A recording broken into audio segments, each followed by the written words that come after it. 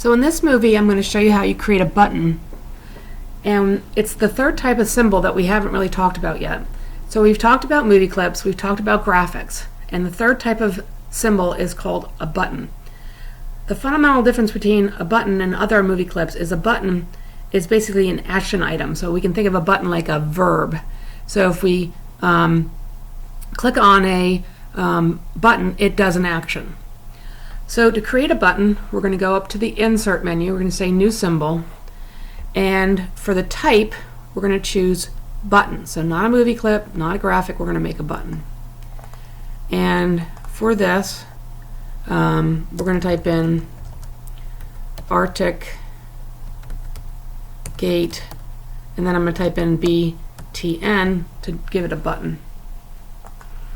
Now, you'll notice the fundamental difference with a button symbol as opposed to a graphic or movie clip is down here on the timeline. There's an up, an over, a down, and a hit.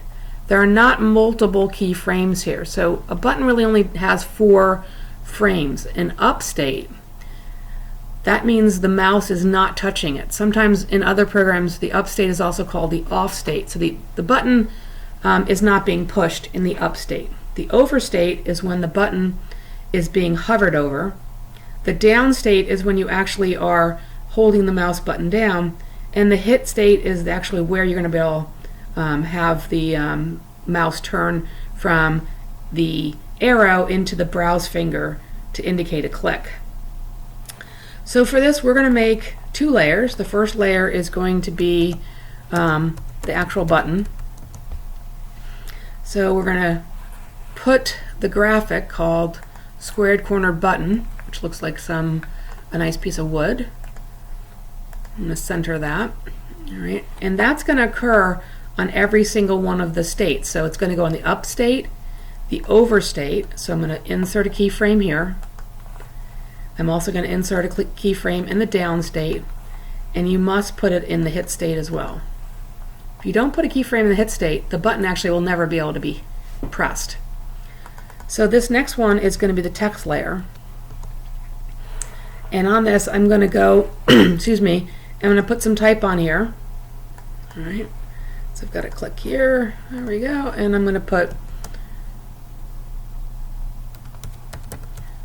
Arctic Gate. And I'm going to move this down and onto the button.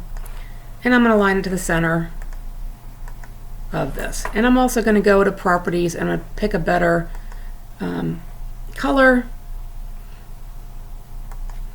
And I also might want to make this just a tiny bit bigger, maybe 48. All right, and then I have to realign that. Now, when we do the overstate, what we might want to do is we might want to give this some visual indicator so that when you point at the button, it looks like the button's been activated. So when I go to my overstate, I'm going to insert another keyframe here, and of course that puts the same keyframe in. So one of the most basic overstates that you can do is change the color. So I'm just going to change it to black for just a second. So when the person's not touching the button, it's going to look like this. And when they point at the button or they move their mouse over the button, it's going to look like that. In the down state, I'm also going to insert a keyframe, and maybe I'll change the color. So if the person clicks the button down, it will turn to, I don't know, let's just do another color, let's say a dark green. Now again, you have to make sure you have a keyframe in the hit area. If not, it will not actually press. So when the person's not touching the button, it's going to look like this. That's the up state. When they move their mouse over, it's going to look like this. And when it is clicking down, it looks like this. And when it hits, and really you don't really see the hit state, so it doesn't really matter. Now another way to do a over graphic or an over change is to, instead of maybe changing the color, I'm going to go back to that orange, I'm going to go to my filters, and under filters I might want to add a drop shadow. So when the mouse is not being touched, it looks like this. And when it's over, it looks like a drop shadow. And then, when it's down, it looks green. Now, I could also add a drop shadow to this if I wanted to, by going to the filters and saying drop shadow, and now it gets a drop shadow.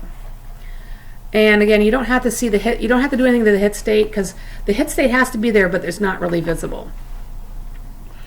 Alright, so now that I made the first button, I'm going to go back to my menu, and you're going to see in my, here's the button. And notice that the button looks different in terms of its graphic in the library. Alright, now, one of the things that you should know about Professor Mary is that I want to be able to do things relatively quickly.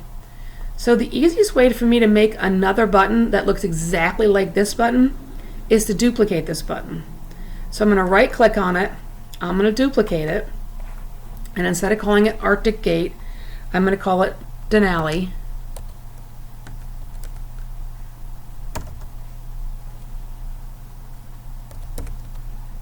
And I'm going to call it BTN for button. Now when I open this, it says Arctic Gate, obviously. So what I'll have to do now is come in and change the type.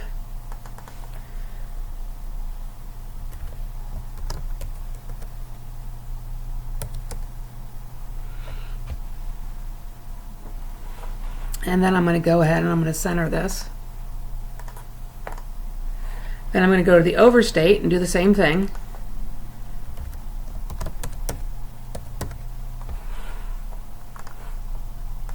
And you notice that it automatically keeps the same drop shadow effect and the same colors.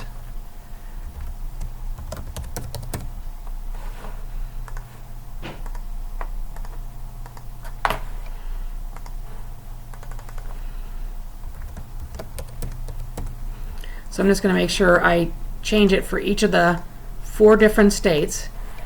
So now in the up, the over, the down, and the hit, it now says Denali. Now we're going to go ahead and repeat that for Yellowstone and Joshua Tree. So again, instead of making the button all over again, I'm just going to right click on the button that's already there. I'm going to tell it to duplicate. This time I'll call it Yellowstone BTN. Alright, I'll open that up, and where it says Denali, I'm going to select, I'm going to type in Yellowstone.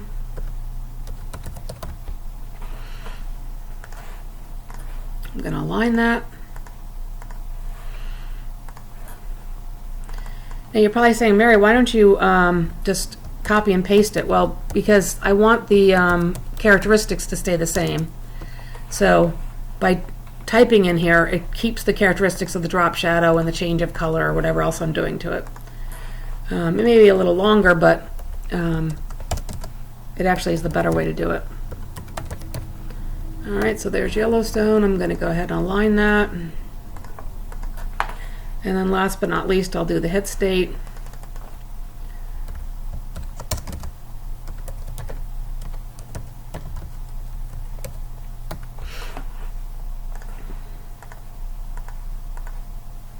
So align that. Alright, so now Yellowstone is done.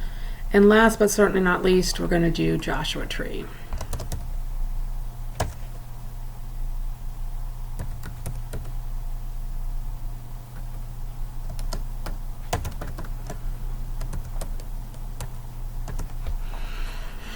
And when I open up Joshua Tree, I'm going to take out Yellowstone and I'm going to put in Joshua Tree.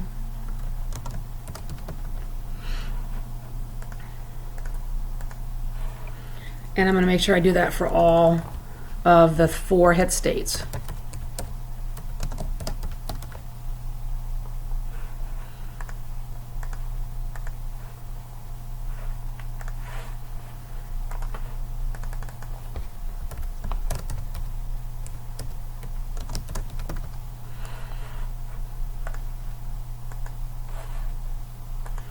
And last but certainly not least, the hit state for this one.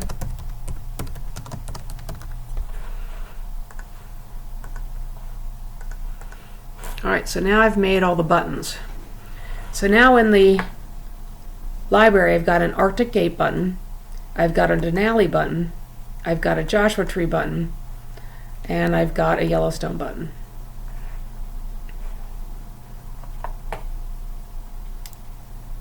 Alright, so now what we're going to do is on our layer, on our scene called menu, I'm going to add 4 more layers. And the first one we're going to put is Arctic Gate button. I just need to scroll back in my timeline here. And I'm going to insert at 24, I'm going to insert a keyframe. I'm going to take the Arctic Gate button, which is going to be over here, and I'm going to have that slide in. So it's going to slide in here.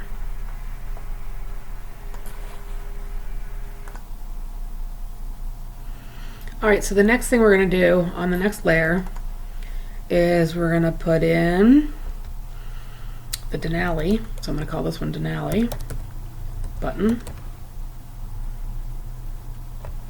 And I'm going to do the same thing. I'm going to insert a keyframe here.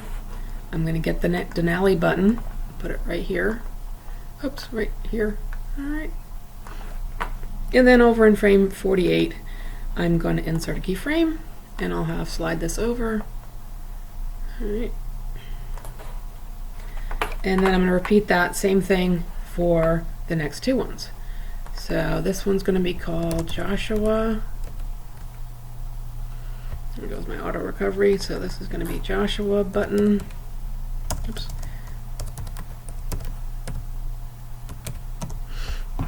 And again, I'm going to put a keyframe at 40 or 24. Drag over the Joshua Tree button, put it right over here. And then over in 48, I'm going to insert a keyframe. I'm going to have it slide over. And then I'm going to put 1 more layer for Yellowstone button. And then I'm going to click on 24, insert the keyframe, put in the Yellowstone button over here, move it back. And then again in frame 48, I'm going to insert a keyframe and I'm going to slide Yellowstone over.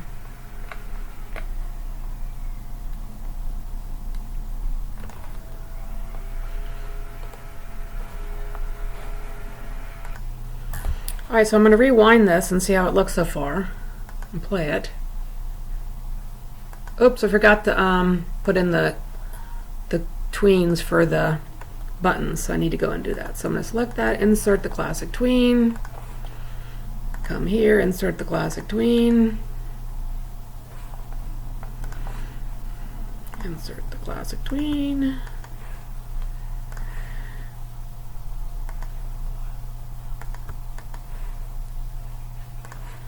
Alright, so now if I rewind this and play it, there we go. Alright, so now it's working good.